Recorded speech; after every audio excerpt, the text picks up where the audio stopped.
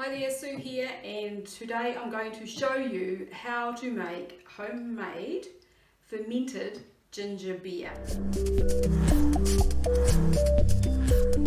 Alright, so let's get started. So the first thing you need to do is to make your ginger beer bug.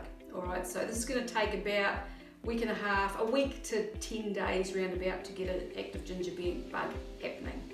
That's actually quite hard to say. Alright, so to make your ginger beer bug, what you want to do is you want to get 2 cups of filtered water or unchlorinated water, so it can be boiled and cooled or it can be filtered so that there's no chlorine. You don't want chlorine in your ferments because they will kill your bacteria, okay? So 2 cups of water, add to that 2 tablespoons of sugar, and about a tablespoon of grated ginger. And then Right, so and the next day add to it 1 teaspoon of sugar and 1 teaspoon around about of grated ginger. The next day add 1 teaspoon of sugar and 1 teaspoon of grated ginger, and keep doing that every day. Every day when you add to it, give it a bit of a shake or a stir to get all the probiotic bacteria from the bottom combined with the sugar. And what you'll find is that after a week to 10 days, depending on the temperature and depending on your ginger and everything else, you will end up with a thing in a jar that has a whole life of its own. I'm going to walk around to the camera so that you can hear what this is doing. can you It needs to be bubbly and active so you can hear it. You can hear it in the jar. If your jar seals really well, you want to make sure that you keep that baby loose or loosen it off fairly regularly, because otherwise you're going to end up with an explosion in your kitchen. This stuff is pretty volatile when it comes to gassy bubbliness. Alright, so once you've got your ginger bug ready, then you can get to work making your ginger beer. So what I've got today, I've got a large pot. I've put 2 litres of water in there, and to that I'm going to add a 1/2 cup of sugar,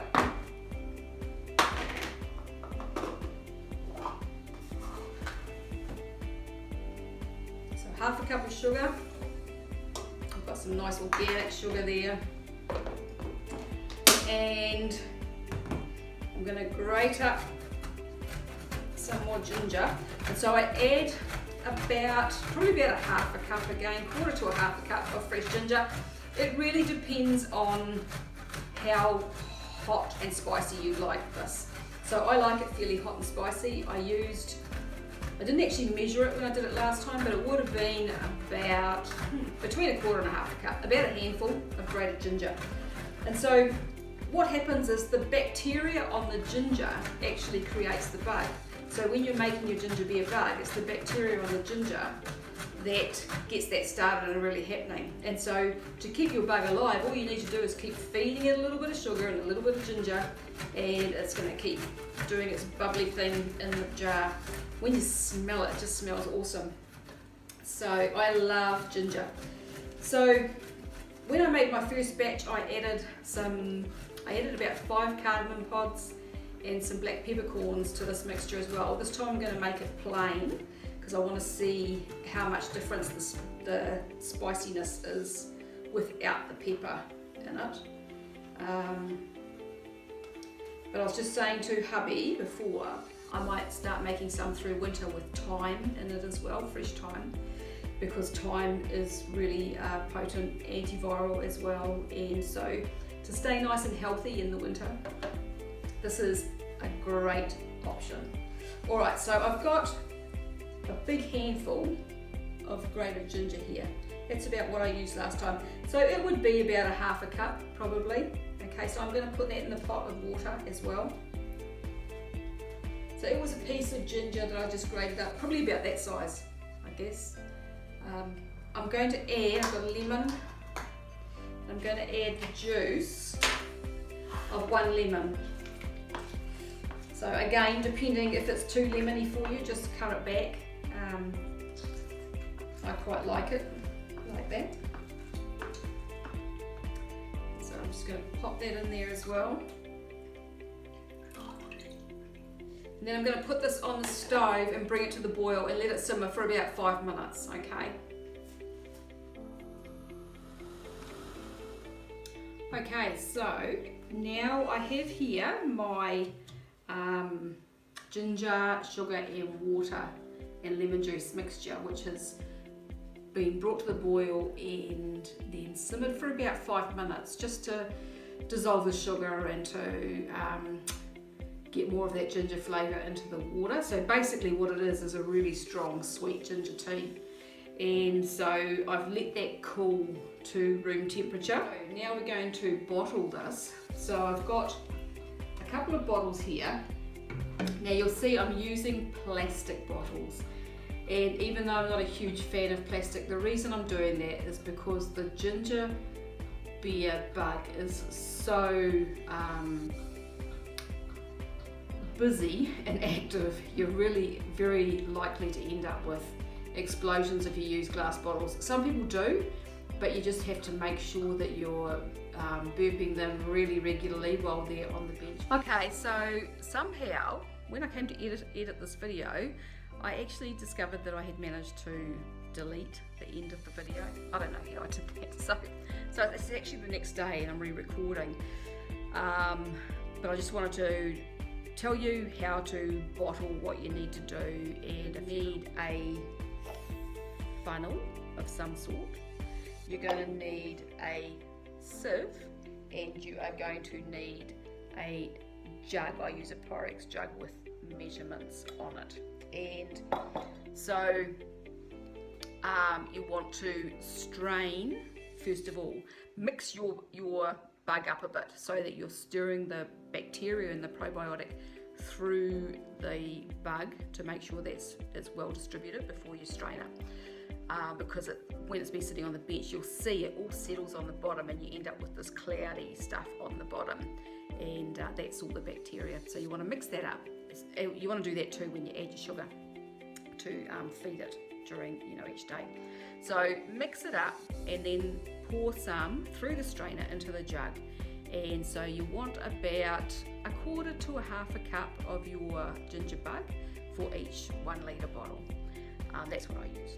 So put it in there and then pour that into the bottom of your bottles. And then you want to strain your ginger tea that you've just made and cooled, and pour that into your bottles as well. And then you just seal your bottles up, just tighten them up nice and tight, and leave them to sit on the bench for 2 or 3 days. After a couple of days, you loosen your bottles off every now and then. I do them about probably 3 or 4 times a day with the ginger beer. Just loosen them off, let the gas out, because you will find that they'll build up gas, and then tighten them back up again. And so after 2 or 3 days, if you taste it, you'll find that the sweetness is pretty much gone out of it. And at that point, you can pop it in the fridge. You can leave it there a bit longer, or you can start drinking it. It's really up to you. You can make alcoholic ginger beer by using more sugar and leaving it to ferment for quite a lot longer. I haven't done that yet, but I will be trying that in the near future, so I'll probably do another video on that once I've figured out how to make that work. Apparently the alcoholic ginger beer will go up to about 4.5–5% alcohol, so the same sort of amount as your standard beers, kind of mid-strength beers or ciders. So that's something to have a think about, because that's quite nice if you can make a nice healthy alcoholic ginger beer. So yeah, so that's it. I think that's all I need to say. So if you want to learn more about fermenting, I have some other videos that I've made recently. So there is this one on making fermented green papaya, which is something that I used to love to do in Australia. And then there is this one on making sauerkraut. And then there is also this one on making water kefir. Okay, so if you've enjoyed this video and you would like to see more, please subscribe to my channel and hit the notification bell to receive notifications. And if you've got any questions or comments, please leave them below and I will get to them as soon as I can. Thanks for watching, and I'll talk to you again another day. Bye. Cheers. First thing you have to do is to make up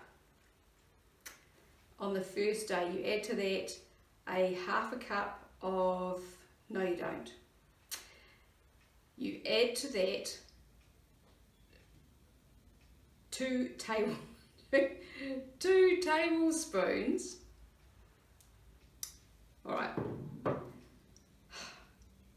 let's start again. All right, so a tablespoon or 2 tablespoons, 2 tablespoons of grated ginger. All right,